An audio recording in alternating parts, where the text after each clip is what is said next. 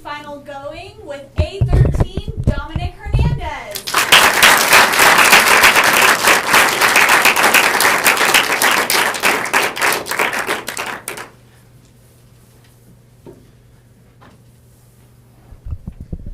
Raise your hand if you think oppression is a problem. If you're not raising your hand, I'm assuming you've never seen a poi final. Or somebody locked your arms down. Blink once for help or twice for don't do anything, I like the handcuffs. Whether you're on Twitter blasting hashtag Oscars so white, 4 out of 5 dentists recommend best actor, or you're snapping fingers because gay media has more white males than a craft beer festival. The point is, we minorities are doing all the work with the hard cue when it comes to call-out culture. Briar Patch Magazine. If you don't like the source, pretend I use some liberal citation you do like. Let's say Salon. But May 2nd, 2015, defines call-out culture as the tendency among progressives to publicly name instances or patterns of oppressive behavior and language used by others. It means we see an issue with someone's behavior, we say something about it. Like the opposite of white women parenting. The problem, however, is that minorities are the ones having to constantly hold the burden of carrying out the call-out culture. It's not only hard with the friends who skipped college to join the Air Force, but when Donald Trump becomes the everyman and Kim Davis every county clerk, this stuff starts piling up worse than my laundry on a stack of overdue tuition bills. The Restorative Justice Center at UC Berkeley explained on May 18th, 2015, that situations that create deep rifts among former friends leave people feeling exhausted and even more alienated. There has to be a way of dealing with this call-out fatigue that doesn't place the burden on those already oppressed. So today, we'll explore the problems, causes, and solutions to call-out fatigue. Because if we're the only ones snapping, at the end of the day, our thumbs and middle fingers are going to have no choice but to just air themselves out. It's not as hard for me to be sneaky as one might think. I may be boned it now, but in a past life, I was a poison dart frog. In this life, I'm a gay Mexican who looks like a, if you finish that simile, we gonna have a third problem. Because we already have two, let's go! 1, forcing minorities to shoulder the burden of call-out culture reinforces privilege. And 2, it fails to create meaningful change. Initially, it reinforces privilege like oppression mighty putty. And trust me, that stuff don't break. The Atlantic in May of 2014 commented on people's use of phrases like, check your privilege. Remember that was our catchphrase back before on fleek? The article argues that use of the term privilege actually set back the cultural conversation about privilege. Ugh, I said privilege so much you think I was a cis girl on Tinder. Privilege, when used as an accusation, silences. Especially because we use it like it's English for cállate pendejo! But the phrase makes cluelessness a greater crime than inequality, asking the accused to own up to privilege and not do anything about it. It'd be like stopping a murder by getting someone to say, you're right, I was killing that person, but not stopping the stabbing. So, minorities are left to be the superheroes. But we already don't have enough of those. Just ask Marvel. Second, that burden only affects those already oppressed. According to the New York Times on June 24th, 2015, race-based or hetero-biased stress reactions can be triggered by events that are experienced vicariously through a third party, like social media or national news events. Sometimes I turn on the TV, see gay stereotypes like cardboard cutouts and shout, I'm dead, so loud, my coach took out a life insurance policy on me. Being oppressed is bad, said the blind man as he picked up his hammer and saw. But being asked to fix oppression from beneath its boots is the same type of flawed logic that had people thinking anyone other than white guys wear bootstraps in the first place. People don't always like it when a pasty pastry man pulled from God's oven an hour too soon talks about race. But you're white, they say on my ballot that I burn. Let's pause for a second and pretend I set aside my father's name and pretend to like vagina. Vagina. Everything ain't for everybody. The idea that white people shouldn't do anything just because they're white is the most redundant form of laziness since Exhibit put a futon on my futon. This leads us to two causes. First, the rise in oppression awareness, and second, the failings of social media. First, call culture's subsequent rise in awareness about privilege has caused oppression fatigue, which is affecting the exact opposite of the people you initially think it should, like euthanasia. Basically, people of privilege are sick and tired of hearing about discrimination and intolerance. Like, mommy, that's too sad. Change the channel. I want to watch Caillou. Talk about privilege. Kid gets away with everything just because he got cancer. Oh, now we have empathy for the fictional cartoon character. In the 2015 Journal of Multicultural Perspectives, author Joseph E. Flynn states that for something like race, the issue isn't that a white person doesn't see the value in understanding racism, but that learning about systemic and institutional racism is complicated to explain. It is oftentimes truncated to individual racism, which is more easily dismissed. Basically, it becomes too easy for people to say, no, I get it, but that's not me. My best friend's black. Or, I was in a gay friend's wedding. Brent, it's 2016. We've all been to a gay wedding with our best black friend. And with IG proof, it's not enough. Second, social media fails to create meaningful change. Social media is a giant call-out platform. You should just be able to tell your friends and family to knock it off in person. A few, not so fast, grandmas were enough. But now it's like a 24/7 job. The internet is full of so much stupid, sometimes I get why Kim had to break it. The previously cited Briar Patch Magazine article puts it best, saying in online venues like Twitter and Facebook, calling someone out isn't just a private interaction between two individuals. It's a public performance where people can demonstrate their wits or how pure their politics are. Instead of it being a starting point for change, we see an entire loop. Someone's stupid, we bust them out, count the likes on the comebacks, and it's over. But nothing is fixed by just pointing it out. I can't just be like, my house is on fire, get a couple likes and expect things to just cool down after that. Just like a sexy fireman or not. Somebody actually has to do something. Luckily enough, there are some solutions. And like the number of white people that have asked me today, are you really Mexican? There are two. First, we need to move from a call-out culture to a call-in culture. And second, we need to educate against oppression fatigue. Calling out is a public rebuttal. It can feel great to say, gotcha, end up with a skip forward jaw comeback like Uno. But calling in is finding a quiet time to address the issue. Instead of saying, that thing you did sucked, say, that thing you did sucked, and here's what you can do better. When it comes to social media, the Gotham City for privileged crimes on the internet, tag in support. I can't count the number of times I've tagged in someone who was more knowledgeable than me. Or, when like a no-handed blackjack table worker, I just can't deal. Social media can be the problem. Social media can also be the solution. Second, we must combat these ideas of oppression and white fatigue. We can start by saying what my father told me when I broke my arm. Mijo, if you're not gonna die, you'll be okay. Privileged aren't gonna die from being tired. That's not a thing. Believe me, I tried. Like my father said, they just need to be cast in the right direction. Additionally, the battle against fatigue can't be kept on the shoulders of minorities.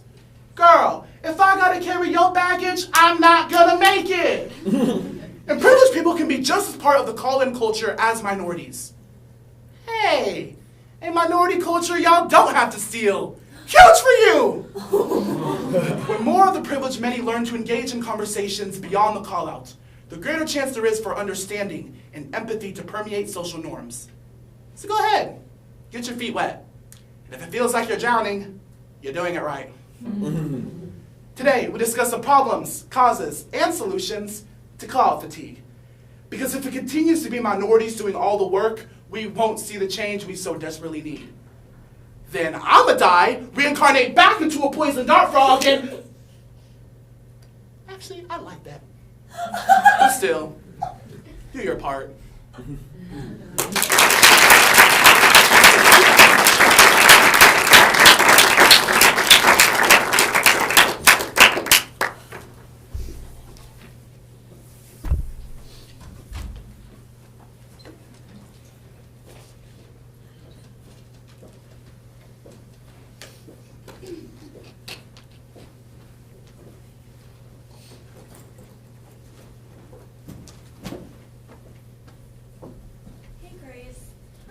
you're willing to be videotaped in this final, can you also sign that nice paper? Yes. Thanks.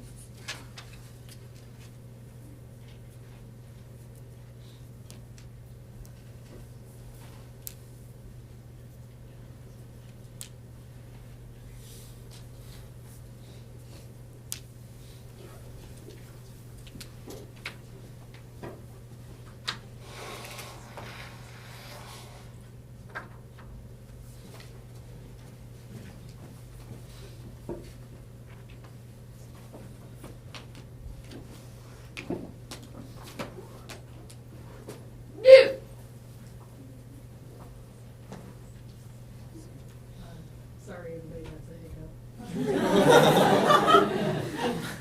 And that was a quiet one. Oh, no.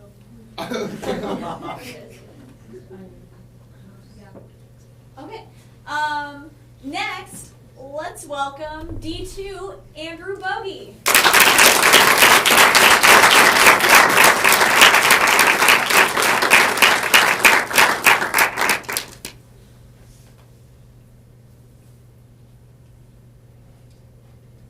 You know you're ethnically ambiguous when you ask your mom, "Am I Mexican?"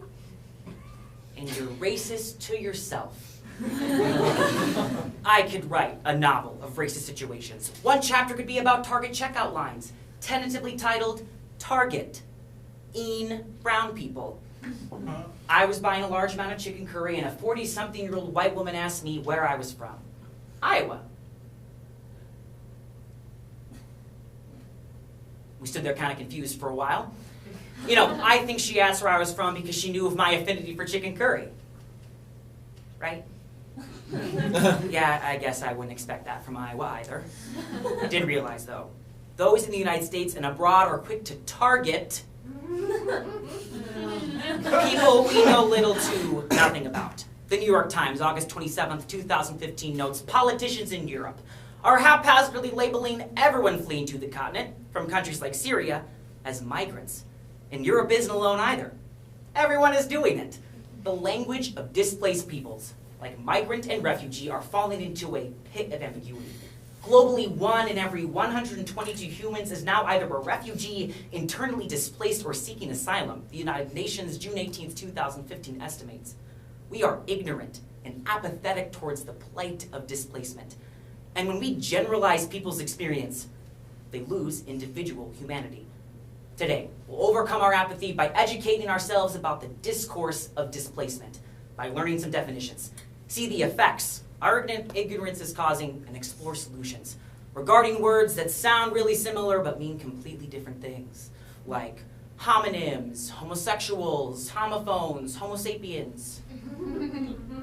The next chapter will most likely be about racist kindergartners. They gave me the look white people give when they realize Iowa makes brown people. Do exist. You know what else is real? Racism. So for the education-sponsored portion of this speech, we'll make sure no child is left behind and define 4 key terms in the discussion of displaced people. More terms could be covered, but I have 10 minutes and Aristotle just told me from beyond the grave, you'll only remember 3 anyway. Plus, you all have the Google, and I was one of the kids left behind. Migrant refers to someone who moves either temporarily or permanently from one place to another, according to the Oxford English Dictionary. Like I migrated to this main point. It's temporary. I'm a main point 1 migrant. I am also brown. Want to call me a terrorist? Most do.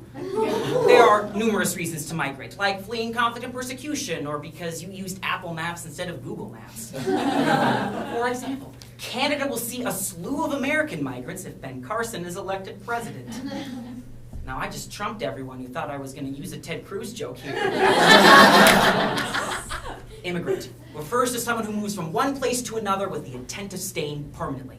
I'm a college speech immigrant. I left the country of high school speech and plan to permanently stay in the college world. I am also brown. Would you like to call me a terrorist? Most do. Migrants leave for numerous reasons, while an immigrant is relocating forever. The third term is an refugee. Oh, there's my Trump joke. Wait, if he's elected president, I'll be exiled to my original country, Iowa. I'm from Iowa. The Independent, August 28th, 2015, defines a refugee as someone who is forced to leave their country in order to escape war, persecution, or natural disaster. Like how I left the Bogey family Thanksgiving of '08, which is classified. Damn, Faith. Sorry, Faith was my sister. The International Business Times elaborates on September 3rd, 2015, an asylum seeker, as someone who has applied for asylum and is awaiting to hear back on their claim. So stay with me. An asylum seeker is a refugee butterfly, still a migrant caterpillar, in a red tape cocoon of governmental uncertainty. Now, if you don't have the memory of an elephant because you aren't an elephant, I've created this Pulitzer Prize-winning comic with all of the terms defined today. Please come get one for me after the round, or I'll send an elephant to kill your family. Remember Faith? I couldn't hurt anyone. The next chapter will most likely be about the time that I watched Last Comic Standing and taught my third grade class that Harriet Tubman is the Oprah of the Underground Railroad. Look under your chairs! Freedom! You get some freedom, and you get some freedom, you all get some freedom! And then my friend Billy raised his hand and asked, were your great-great-grandparents on the Underground Railroad? And I responded, no, were yours? His name was Billy. White. No. Silly Billy, continents aren't interchangeable, and neither are the terms migrant or refugee, which prompts two effects, not being aware humans and a lack of nuanced discourse. The lack of understanding about the language of displaced peoples showcases the necessity to be aware. Worldviews, August 21st, 2015 elaborates, the challenges facing Europe and abroad are a result of refugee movements, and not simply a migrant crisis as implied by the media. Inflatable Donald Trump told the BBC October 1st, 2015, we're taking in 200,000 refugees and they might be ISIS. If I win, if an inflatable wins, they're going back. When we have a cotton candy-haired, bouncy house candidate, that's called an ad hominem attack. Using this misinformation for fear-mongering, that's called a fact. Proclaiming these refugees terrorists, we are not only doing ourselves a disservice, but setting up our country to burn. Feel the burn. Second, the mass media understands the language of displaced people about as well as Steve Harvey understands the difference between anything. The aforementioned worldviews elaborates. Words conveying an exaggerated sense of threat can fuel anti-immigration sentiment and xenophobia. Not to be confused with xeroxophobia, which is the irrational fear of photocopies of butts.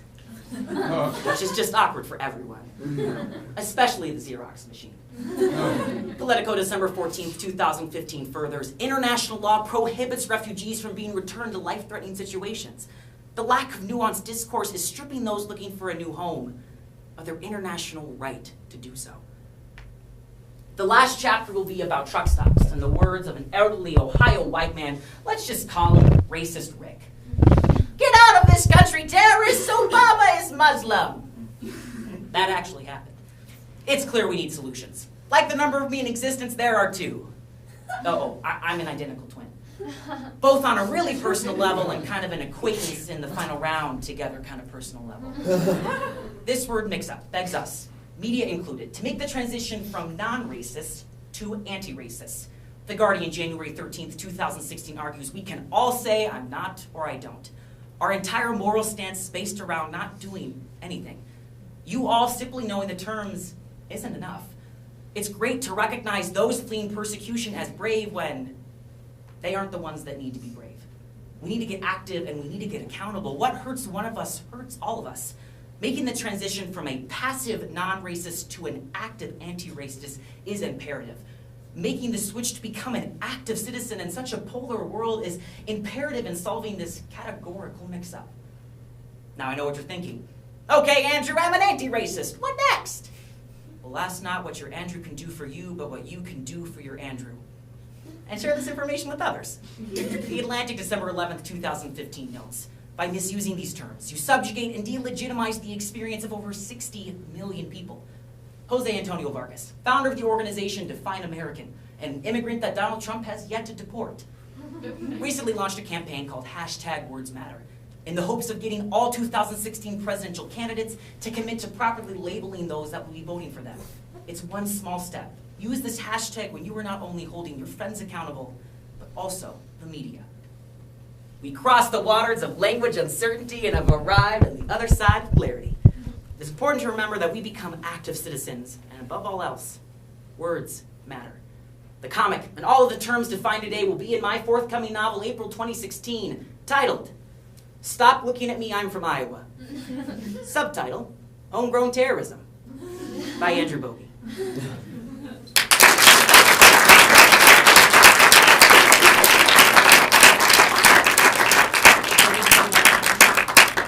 Judges, would you guys like a comment? Sure.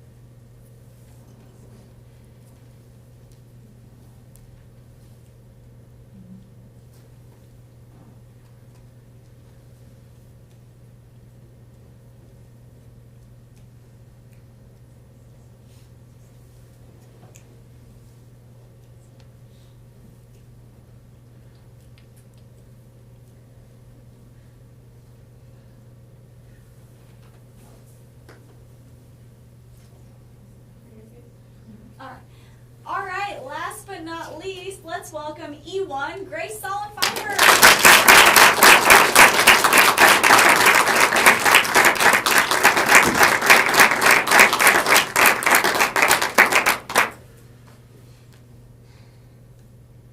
My grandma died after a 10-year battle with her DVR. In the hospital, she said it was this hippie pope that finally killed her. The doctor said it was lung cancer. I guess we'll never know for sure. You see, my family's German Catholic, and we're not great at communication. Growing up, I was always taught that feelings are for love songs and Lutherans. So now that my grandma's gone, I can't help but think about all the things I wish I'd ask her. Like, why none of Grandpa's war uniforms have the American flag on them? I also wish I'd asked how she would have wanted to die. Because according to a 2014 Center for Disease Control study, even though 7 out of 10 Americans would like to die in the comfort of their own home, less than 25% actually do. In fact, 70% of Americans die in hospitals, spending their final days enduring aggressive, painful treatment that the New Yorker of May 2nd, 2015 calls an epidemic of unnecessary care. So it's time for us to rethink our approach to end-of-life treatment, to stop this costly, invasive medical intervention, and to stop dying people from getting so much attention. They had their time. Today we'll look at the problems, causes, and solutions to America's end-of-life care crisis. It's not fun to talk about, but family members, friends, everybody dies. Except for dogs. Dogs never die. Everybody just be cool, we gotta get through the day. Ashes to ashes, dust to dust, death is coming for us all. Not me, I'm on this amazing baby food cleanse, but you guys, TikTok. There are two problems with how Americans are dying. First, it's unnecessarily painful, and second, it's incredibly expensive. First, aggressive treatment for dying patients causes pain that is completely unnecessary, like T-pain. According to CNN of March 1st, 2015, are you a T-Pain fan? I'm sorry.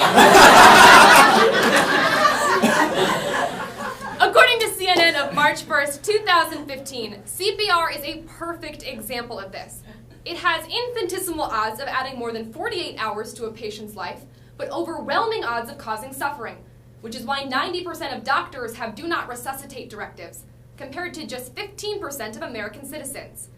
To be clear, there is a time and a place for CPR. That shit got me my first kiss. I refused to give someone CPR unless they kissed me. 19 was a weird year. But when we say we want everything possible done to prolong the life of a loved one, we often don't take into account the tolls of things like intubation, dialysis, and Horcruxes. Moreover, this aggressive treatment for terminal patients robs family members of precious moments to say goodbye, I love you, and I told you so. Second, it turns out dying is super expensive, which adds insult to injury. Technically insult to death. According to Forbes of March 17th, 2015, medical bills are still the leading cause of bankruptcy in the United States. And in over 40% of those cases, those medical bills are related to end-of-life care costs. Despite this, alternatives like hospice care are still widely underutilized. I think it's because hospice is just a weird word. Hospice. It's like a snake whispering. The aforementioned New Yorker explains that in the United States, 25% of our Medicare spending goes to the 5% of patients in their final year of life. See, this isn't really about compassion. It's a flawed public policy issue, baby. Okay, for real, guys, this is about not having to choose the least racist grandparent to spend your life savings on. Grandma Pfeiffer couldn't afford her second round of chemo because of the OJ trial. Don't feel bad, she was a nightmare. Now that we understand the problems with how Americans are dying, we can look to the causes, which are twofold. Also, too old. First, we avoid talking about our death, and second, our healthcare system is biased towards overtreatment. According to a 2015 Kaiser Health News report, even though 90% of adults over the age of 40 agree that it's important to have conversations about their end-of-life care, less than 10% have actually had those conversations with family members or physicians. Without having honest, specific talks, it can be next to impossible to know what someone would want in a serious medical situation. Or not impossible if your grandma says, "Fine, just leave me here to die," when you ask to be excused early from the dinner table. Again, we're Catholic. This cultural avoidance starts early, when we use euphemisms to avoid explaining death to children. Also when we let beloved childhood characters live a suspiciously long amount of time. The cartoon Garfield was started in 1987. We're supposed to think that a cat with a BMI of 78 is 37 years old? Let us grieve, Jim Davis. The good news is, the Ninja Turtles are probably fine. As long as that ooze wasn't cancerous. Oh God, they're dead too. According to Politico of January 25th, 2016, having conversations with your family member is even more important than putting them in legal writing, because advance directives, like do not resuscitate orders, can be easily overridden at a family member's wish. Thus, even though it can be uncomfortable to have to talk to your parents about how they're going to die, it's not that different than when they have to talk to us about having sex. And in both cases, it's important to talk about the right time to let yourself get hard.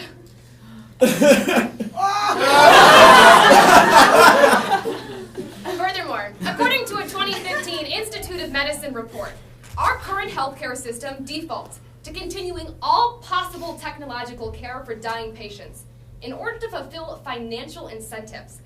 Thus, it can be a real problem because even though this sounds heartless, if TV has taught me anything, it's that patients have to suffer so that hot young doctors can realize the depth of their feelings for other hot young doctors.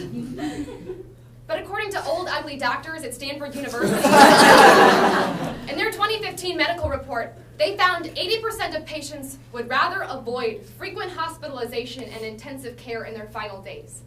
Despite this, in fact, 40% of oncologists say that they have admitted to reporting and suggesting treatments that they don't think will work, without telling their patient as much. Moral of the story, don't go to doctors. Ever. For anything. For more on this subject, please see my blog, Protect, Don't Inject, How Vaccines Made Me Bad at Math. Now, thanks to the miracle of modern medicine, death has become an uncomfortably long process, like an HBO theme song. But it doesn't need to be this prolonged and painful. In fact, death can be as easy as falling asleep. Shh, shh, shh, shh. Your fight is over, my sweet knights. Fortunately, we have two other solutions that won't get you a felony. First, on a governmental level, states need to make end-of-life conversations an integral part of our healthcare system. According to NPR of June 9th, 2015, Oregon has introduced POST forms, or physician orders for life-sustaining treatment. The directives are simple. Patients can request or refuse CPR, choose between full ICU treatment, comfort measures only, or very limited medical intervention. And the forms are made easily accessible to seniors in places like retirement homes, hospitals, and buried beneath the hash browns at old country buffets. In the past year alone, 250,000 Oregonians have formally registered what kind of care they would like in their death. Every state needs to make it this easy to decide how patients would like to die.